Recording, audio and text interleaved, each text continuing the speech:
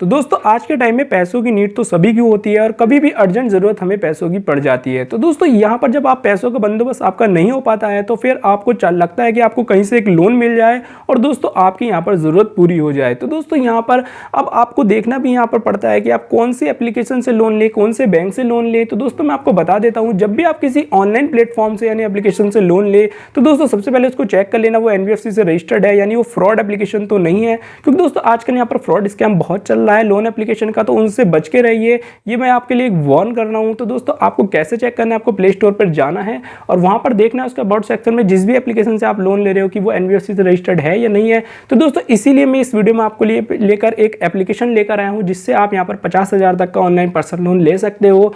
दोस्तों यहां पर उस एप्लीकेशन को मैं बताऊंगा अभी कि ये क्या NBFC से रजिस्टर्ड है या नहीं है, जेन्युइन एप्लीकेशन है या नहीं है। तो दोस्तों इस एप्लीकेशन से अगर आप लोन अप्लाई करोगे तो दोस्तों यहां पर आपको इंस्टेंट यहां पर आपको 50,000 अमाउंट का लोन देखने को मिल जाएगा, यानी 50,000 तक का लोन आप बहुत ही आसान तरीके से अपने बैंक खाते में कुछ स्टेप को फॉलो करके ले सकते हो। आपको कहीं भी जाने की जरूरत नहीं है और दोस्तों आपको टाइम पर उसकी रिपेमेंट भी कर देनी है, क्योंकि दोस्तों रिपेमेंट करना इसलिए जरूरी होता है, अगर आप टाइम पर रिपेमेंट नहीं करोगे तो आपका सिविल यहाँ पर बहुत डाउन हो जाएगा, फिर आपको फ्यूचर में भी लोन नहीं मिलेगा। इसलिए जब भी किसी एप्लीकेशन बैंक से लोन लो तो बिल्कुल सोच समझ कर आपको लोन लेना है, जब भी लेना है जब आपका पैसों का बंदोबस्त कहीं से नहीं हो पा रहा है। तो दोस्तों जब भी लोन लो तो उसका टाइम पर रिपेमेंट यानी EMI उसकी देते रहना है आपको, वरना आपका सिविल बहुत डाउन हो जाएगा जब भी आप उसकी 1 या 2 या 3 4 EMI ड्रॉप कर दोगे। तो दोस्तों उम्मीद करूंगा कि आपको यहाँ पर मेरी बताई गई जानकारी समझ आ गई होगी। अब दोस्तों चलते हैं वीडियो में मेन प्रोसेस की ओर, लेकिन उससे पहले एक छोटी सी रिक्वेस्ट है कि वीडियो को अभी तक लाइक नहीं किया था वीडियो को लाइक कर दो, चैनल पर पहली बार चैनल को सब्सक्राइब करके बेल आइकन को प्रेस कर लो, क्योंकि दोस्तों आपको हमारे चैनल पर इसी प्रकार की वीडियोस देखने को मिलती रहती है। अब दोस्तों जिस एप्लीकेशन से मैं लोन यहाँ पर अप्लाई करने वाला हूँ उस एप्लीकेशन की यहाँ पर लिंक इस वीडियो के डिस्क्रिप्शन में मिल जाएगी। अगर उस लिंक पे क्लिक करके आप लोन को अप्लाई करोगे तो आपका जल्दी अप्रूव होने के चांसेस है। तो दोस्तों अब चलते हैं वीडियो में मेन प्रोसेस की ओर, देखते हैं कि आप इस एप्लीकेशन से किस प्रकार से लोन यहाँ पर अप्लाई कर सकते हो। तो दोस्तों चलते हैं वीडियो में मेन प्रोसेस की ओर। तो हम आ गए हैं अपने मोबाइल फ़ोन की स्क्रीन की ओर। यहाँ पर दोस्तों सबसे पहले हम बिना किसी देरी के प्ले स्टोर पर चलते हैं और यहाँ पर हम दोस्तों रिंग एप्लीकेशन टाइप करते हैं।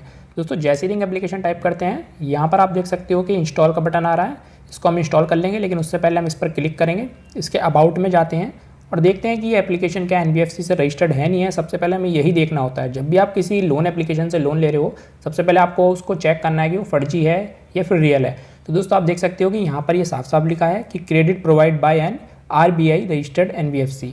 तो दोस्तों ये NBFC से रजिस्टर्ड है, ठीक है, इस पर हम बिलीव कर सकते हो, यानी कि आप इस पर ट्रस्ट कर सकते हो और इससे लोन ले सकते हो।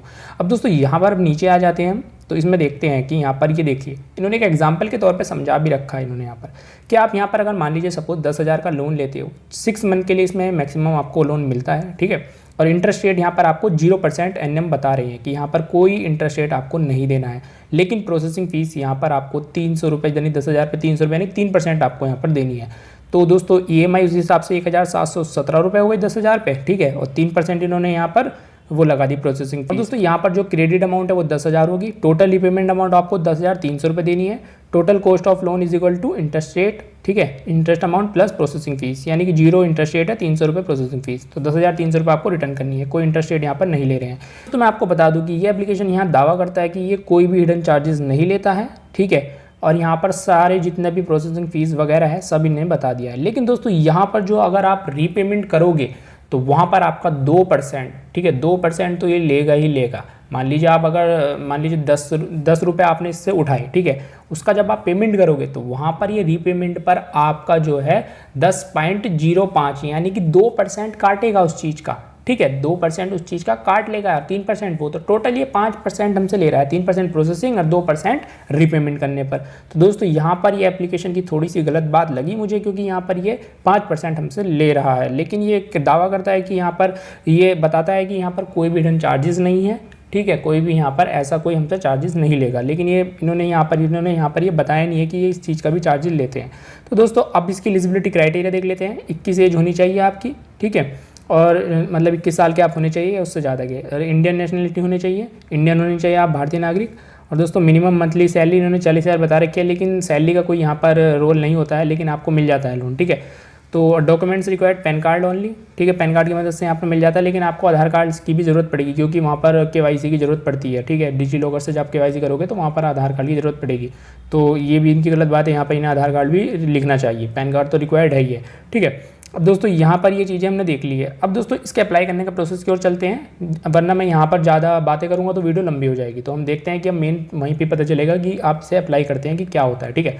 तो दोस्तों चलते हैं अपने मोबाइल फ़ोन की दूसरे पेज की ओर जहाँ पर इसे हम अप्लाई कर सकेंगे। तो दोस्तों सबसे पहले मैं इसको यहाँ पर इंस्टॉल कर लेता हूँ, क्योंकि मैंने इंस्टॉल नहीं किया था। तो दोस्तों मैंने ये इंस्टॉल कर लिया है, मैं इसे ओपन कर लेता हूँ। तो दोस्तों मैं जैसे ही इसका ओपन करता हूँ तो यहाँ पर कुछ इस प्रकार का इंटरफेस हमारे सामने आ जाता है, जहाँ पर दोस्तों ये मेरे से मोबाइल नंबर पूछ रहा है, या फिर आप यहाँ पर स्कैन QR कोड करके भी यहाँ पर इसे लॉगिन कर सकते हो। तो दोस्तों यहाँ पर मैं अपना मोबाइल नंबर डालकर सबमिट पर क्लिक कर देता हूँ। दोस्तों जैसे ही मैं सबमिट पर क्लिक करूँगा एक OTP आएगा, उसकी मदद से मैं वहाँ पर रजिस्टर कर लेता हूँ। तो दोस्तों मेरा OTP यहाँ पर सबमिट हो गया है, मैंने अपना मोबाइल नंबर इसमें डाल दिया है। तो दोस्तों जैसे ही मैं यहाँ पर मैंने मोबाइल नंबर डाला तो मेरे पास एक OTP आएगा, वो OTP मुझे यहाँ पर डालना है। तो दोस्तों मेरा OTP आ गया है, इसने ऑटोमेटिक रिडायरेक्ट कर लिया है और ये दोस्तों यहाँ पर मैं इसमें लॉगिन हो गया हूँ। अब दोस्तों ये मेरे से कुछ परमिशन मांग रहा है, जैसे कि SMS, ठीक है, लोकेशन, फ़ोन्स, ठीक है, इन चीज़ों की परमिशन मांग रहा है। तो दोस्तों आपको रीड एंड एक्सेप्ट करके यहाँ पर क्लिक कर देना। दोस्तों यहाँ पर आपको परमिशन अलाउ करते जाना है, ठीक है। दोस्तों मैं इसको अलाउ कर देता हूँ। तो दोस्तों यहाँ पर ये थोड़ा सा प्रोसेस ले रहा है और कुछ इस प्रकार का इंटरफेस हमारे सामने आ जाता है, जहाँ पर दोस्तों यूज़र डिटेल मांगी जा रही है, जैसे कि आपको आपका फर्स्ट नेम डालना है, last name, mother name, email address, date of birth, gender, male या फीमेल, और कंपनी कोड। ये तो ऑप्शनल है, आप इसको छोड़ सकते हो। दोस्तों मैं यहाँ पर सारी डिटेल डालकर प्रोसीड पर क्लिक कर देता हूँ। तो दोस्तों यहाँ पर मैंने सारी डिटेल डाल दी है और प्रोसीड पर मैं क्लिक कर देता हूँ। तो दोस्तों जैसे ही प्रोसीड हुआ उसके बाद यहाँ पर दोस्तों इस प्रकार का हमारे सामने ऑप्शन आ जाता है, जहाँ पर दोस्तों KYC डॉक्यूमेंट के लिए हमसे पूछा जा रहा है, यानी कि यहाँ पर आधार कार्ड की मदद से आपकी डिजी लॉकर की मदद से KYC कंप्लीट होगी। तो दोस्तों हम इस पर क्लिक कर देते हैं। दोस्तों मैं जैसे ही इस पर क्लिक करता हूँ तो दोस्तों यहाँ पर मुझे अपना आधार नंबर डालना है और नीचे कैप्चा कोड डालना है और नीचे नेक्स्ट के बटन पर क्लिक कर देना है। तो दोस्तों जैसे मैंने आधार नंबर डालकर सबमिट पर क्लिक किया तो मेरे जो आधार कार्ड में मोबाइल नंबर रजिस्टर्ड है उस पर एक OTP चला गया है, वो OTP यहाँ पर आ गया है और वो OTP मैंने यहाँ पर डाल दिया है। तो दोस्तों मैं OTP डालने के बाद कंटिन्यू पे क्लिक कर देता हूँ। दोस्तों जैसे ही OTP डालने के बाद कंटिन्यू पे क्लिक करता हूँ, दोस्तों इस प्रकार से यहाँ पर मेरे से जो डिजी लॉकर की उसकी परमिशन यहाँ पर ले रहा है। तो दोस्तों इसके लिए मुझे यहाँ पर नीचे अलाउ कर देना है। दोस्तों जैसे ही मैं अलाउ करता हूँ तो ये मेरा जो डाटा है डिजी लॉकर से फैच कर लेता है आधार कार्ड की, यानी वेरिफिकेशन कर लेता है डिजी लॉकर की मदद से, और वहाँ पर मेरा जो है आधार कार्ड देखिए सक्सेसफुली वेरीफाइड हो गया है। दोस्तों इस प्रकार से यहाँ पर अब मेरे से सेल्फी मेरी मांगी जा रही है। दोस्तों यहाँ पर मैं अपनी सेल्फी अपलोड कर देता हूँ और यहाँ पर इस प्रकार से सबमिट कर देता हूँ। तो दोस्तों आप देख सकते हो कि यहाँ पर जो है KYC डॉक्यूमेंट्स में मेरी जो सेल्फी है वो भी वेरीफाई हो गई है। उसके बाद नीचे कन्फर्म एंड कंटिन्यू पर मैं क्लिक कर देता हूँ। दोस्तों जैसे मैं कंटिन्यू एंड कन्फर्म पर क्लिक करता हूँ तो मेरे सामने एक ऑफर आ गया है, जहाँ पर दोस्तों आप देख सकते हो कि मेरी एलिजिबिलिटी यहाँ पर 3000 रुपये की दिखाई गई है, क्योंकि दोस्तों जो क्रेडिट स्कोर के हिसाब से मेरी लिमिट है वो यहाँ पर 3000 रुपये की बनी है। तो दोस्तों इस प्रकार से यहाँ पर मुझे 3000 का ऑफर मिला है। आपको यहाँ पर ज़्यादा भी मिल सकता है, 10,000, 20,000, 25,000, जैसे जैसे आप यहाँ पर ट्रांजेक्शन करते जाओगे फिर उसमें आपकी लिमिट भी इंक्रीज होती रहेगी।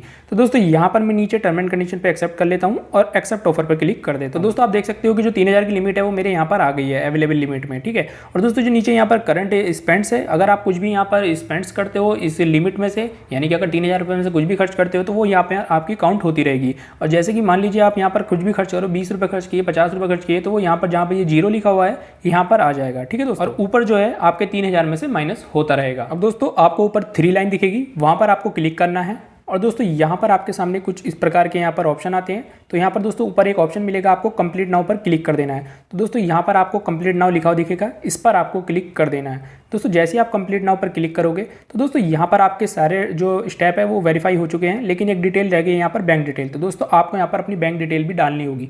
मान लीजिए अगर आप इस लिमिट को अपने बैंक अकाउंट में ट्रांसफर करना चाहते हो, यानी कि इसका पैसा जो है अपने अकाउंट में लेना चाहते हो, इस लिमिट को जो 3000 की लिमिट मिली है, तो दोस्तों इसलिए आपको यहाँ पर बैंक डिटेल डालनी होगी। दोस्तों मैं यहाँ पर ऐड बैंक पर क्लिक कर देता हूँ। दोस्तों जैसे ही ऐड बैंक पर क्लिक करता हूँ तो यहाँ पर मुझे IFSC कोड डालना है, अपना अकाउंट नंबर डालना है, कंफर्म अकाउंट नंबर डालना है, अकाउंट होल्डर नेम डालना है और अकाउंट का टाइप डालना है, सेविंग अकाउंट है, करंट अकाउंट है। सारी डिटेल डालने के बाद नीचे कंटिन्यू के बटन पर मैं क्लिक कर देता हूँ। दोस्तों मैंने अपने बैंक अकाउंट की डिटेल भी ऐड कर ली है। उसके बाद दोस्तों फिर से मैं होम पेज पर आ जाता हूँ और दोस्तों आपको बता देता हूँ कि जो आपकी 3000 की लिमिट मिली है, जैसे कि मैंने बताया आप इसे बैंक अकाउंट में भी ट्रांसफर कर सकते हो। और दोस्तों साथ ही आप इस लिमिट से जो है यहाँ पर अपने बिल भी यूज़ कर सकते हो, बिल भी पे कर सकते हो, यानी कि मोबाइल का, इलेक्ट्रिसिटी, DTH, गैस, ठीक है, ब्रॉडबैंड, लैंडलाइन, फास्टैग, तो इस प्रकार के रिचार्ज के बिल में भी आप इसे यूज़ कर सकते हो जो आपको 3000 की लिमिट मिली है। दोस्तों साथ ही मैं आपको बता दूं कि UPI के थ्रू यानी स्कैन कोड करके आप इस जो लिमिट है इसको आप अपने बैंक अकाउंट में भी भेज सकते हो। तो दोस्तों इस प्रकार से आपको यहाँ पर इसे स्कैन कर लेना है और यहाँ पर अमाउंट डाल देनी है। मान लीजिए सपोज मैं 500 रुपये डाल देता हूँ और नीचे पे नाउ पर क्लिक कर देता हूँ। तो दोस्तों इस प्रकार से आपको यहाँ पर ट्रांजेक्शन कर लेना है। तो दोस्तों यहाँ पर इस लिमिट को आप इसी प्रकार से यूज़ कर सकते हो। दोस्तों मैंने आपको सारी चीज़ बता दी है। जब दोस्तों आपको यहाँ पर इसे रीपेमेंट करोगे तो जहाँ पर ये 0 लिखा है यहाँ पर आपका बैलेंस आ जाएगा, इसके सामने रीपेमेंट का रीपे का यहाँ पर एक बटन आ जाएगा, ठीक है। अगर आप जो भी स्पेंड करोगे वो यहाँ पर लिखा हुआ आ जाएगा। मान लीजिए आपने 100 रुपये करी है तो 0 की जगह यहाँ पर 100 रुपये आ जाएगा, उसके आगे पे ईयरली आ जाएगा या फिर यहाँ पर रीपे आ जाएगा, ठीक है। तो उस पर क्लिक करके आप उस पेमेंट को यहाँ पर रीपे कर सकते हो, यानी कि अपनी लिमिट को सेट कर सकते हो। तो दोस्तों आपको इसी प्रकार से यहाँ पर इस लिमिट को यूज़ कर लेना है। और आप कैसे लोन ले सकते हो मैंने कंप्लीट प्रोसेस आपको यहाँ पर बता दिया। तो दोस्तों उम्मीद करता हूँ कि अगर आपने वीडियो यहाँ तक कंप्लीट देख लिया तो आपको समझ आ गया होगा कि इस प्रकार से आप यहाँ पर रिंग एप्लीकेशन से एक पर्सनल लोन अप्लाई कर सकते हो। अगर आपका पर्सनल लोन अप्लाई हो गया तो कमेंट सेक्शन में जरूर बताना और कितने अमाउंट का आपको लोन मिला है, क्योंकि दोस्तों जो लोन अमाउंट होती है वो आपकी एलिजिबिलिटी आधार पर मिलती है आपकी, और जो रेट ऑफ इंटरेस्ट लगता है वो आपके यहाँ पर सिविल स्कोर के आधार पर लगता है। तो दोस्तों मिलते हैं आपसे एक नेक्स्ट वीडियो में नई अपडेट के साथ। जब तक के लिए जय हिंद, वंदे मातरम।